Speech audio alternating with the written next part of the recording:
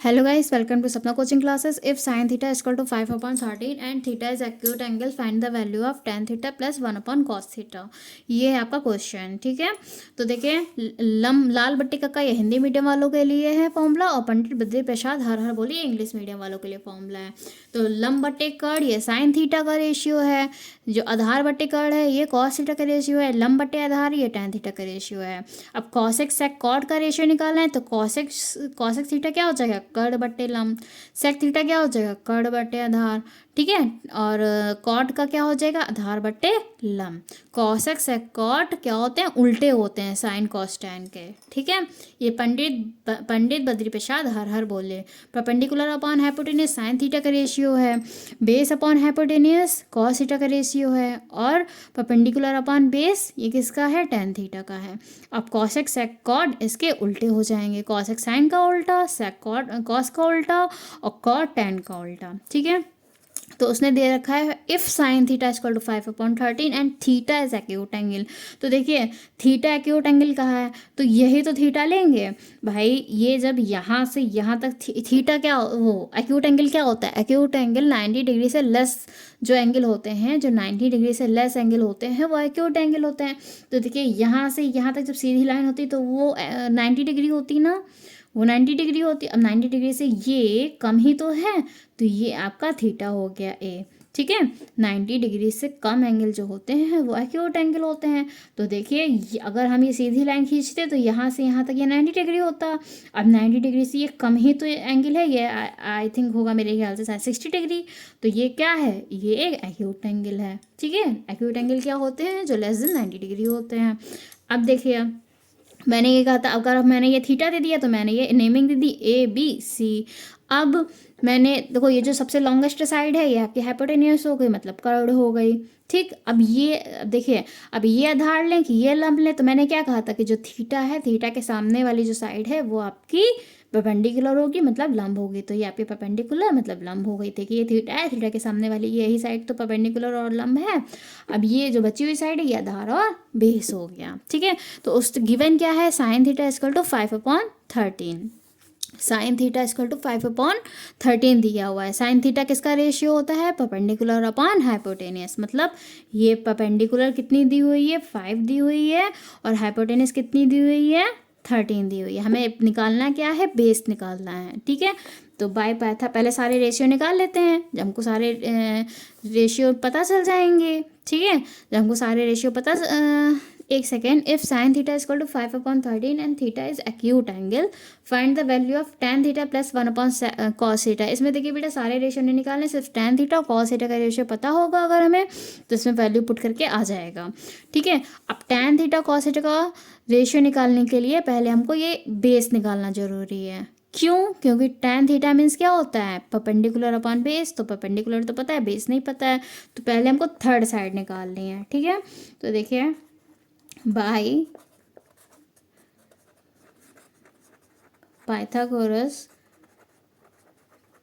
Theorem, इसको by Pythagoras theorem हमको क्या बेस निकालना है ना, तो फॉर्मूला क्या होता है, हाइपोटेनियस का स्क्वायर, परपेंडिकुलर का स्क्वायर प्लस बेस का स्क्वायर, ठीक है। हमको निकालना क्या है, बेस निकालना है, ठीक है। तो हाइपोटेनियस के स्क्वायर से माइनस कर दिए परपेंडिकुलर का स्क्वायर, आपका बेस का स्क्वायर निकल आएगा, ठीक है। आप हाइपोटेनियस के स्क्वायर से परपेंडिकुलर के स्क्वायर को माइनस कर दिया, आपका बेस निकल आएगा। तो हाइपोटेनियस कितना है हमारा, 13, तो लिखा हमने 13 का स्क्वायर, माइनस परपेंडिकुलर कितना है हमारा, 5 लिखा, 5 का स्क्वायर कर दिया, इक्वल टू बेस तो हमको निकालना ही है, तो बेस का स्क्वायर।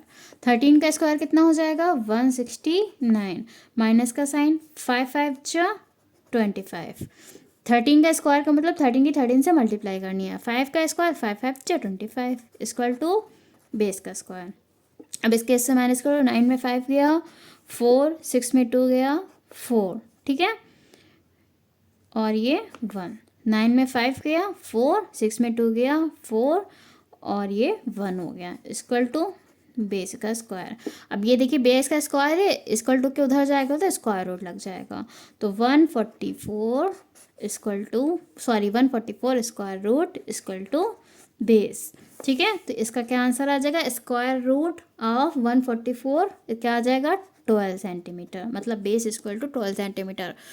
अगर जिसको जिसको स्क्वायर रूट निकालना नहीं आता है, हमारा फर्स्ट और सेकंड वीडियो स्क्वायर रूट निकालना ही मैंने उसमें बताया है, आप लोग देख सकते हैं। ठीक है, तो बेस आपका कितना आया 12 सेंटीमीटर। अब आपको tan थीटा और cos थीटा की अगर वैल्यू पता होगी तो आप इसमें पुट करके इसका आंसर निकाल सकते हैं। क्वेश्चन क्या है, if sin theta equal to 5/13 and theta is acute angle, find the value of tan theta plus 1/cos theta. ठीक है, तो tan थीटा की हमको निकालनी है। अब आपको देखिए बेस पता चल गया 12 है, ये लंब आपको पता है और कर्ड भी आपको पता है। तो पहले tan थीटा की वैल्यू निकालिए। tan थीटा हमारा कितना होता है, पहला रेशियो sin थीटा का, दूसरा रेशियो cos थीटा का, तीसरा रेशियो tan थीटा का, मतलब परपेंडिकुलर अपॉन बेस। तो परपेंडिकुलर आपका कितना है 5, बेस आपका कितना है 12। tan थीटा आपको पता चल गया। अब cos थीटा का निकाल लिए। cos theta equal to, cos theta का कितना है, बेस अपॉन हाइपोटेनियस, मतलब आधार बटे कर, तो बेस अपॉन हाइपोटेनियस। तो बेस कितना है आपका 12, अभी देखिए बेस निकाल रहे हैं ना 12, और हाइपोटेनियस कितना है 13। ठीक है, 12/13। देखिए कॉस का रेशियो क्या था, बेस अपॉन हाइपोटेनियस, तो बेस आपका 12 अभी आपने निकाला था और हाइपोटेनियस 13 पता है। अब हमारा किसमें, इसमें ये निकालना है answer, tan theta plus 1/cos theta, इसमें वैल्यू पुट करनी है। ठीक है, इसका आंसर निकालना है। तो tan थीटा कितना दिया है 5/12, तो मैंने लिखा 5/12 प्लस 1/cos थीटा, तो 1 लिखा, और cos थीटा कितनी है 12/13, तो cos थीटा की जगह पे 12/13 लिख दिया। ठीक है, इतना पता चला आपको। tan थीटा कि मैंने रेशियो निकाल लिया, तो tan थीटा की जगह मैंने रेशियो पुट कर दिया। अब प्लस का साइन, तो प्लस का साइन लगा दिया, 1 लिखा है न्यूमरेटर में, तो न्यूमरेटर में 1 लिख दिया। cos थीटा की वैल्यू मैंने निकाली 12/13, तो cos थीटा की जगह पे मैंने 12/13 राइट कर दिया।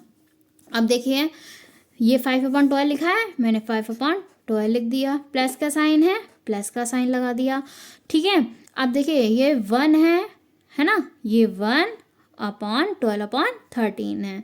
जब फ्रैक्शन को डिवीज़न करना होता है, जब फ्रैक्शन डिवीज़न होती है, ठीक है, जब फ्रैक्शन डिवीज़न होती है तो न्यूमरेटर तो वैसे ही रहता है। ठीक है, न्यूमरेटर क्या होता है, न्यूमरेटर तो वैसे ही होता है, और जो ये डेनोमिनेटर होता है ना, ये जो डेनोमिनेटर होता है ये आपका मल्टीप्लाई का साइन लग के चेंज हो जाता है।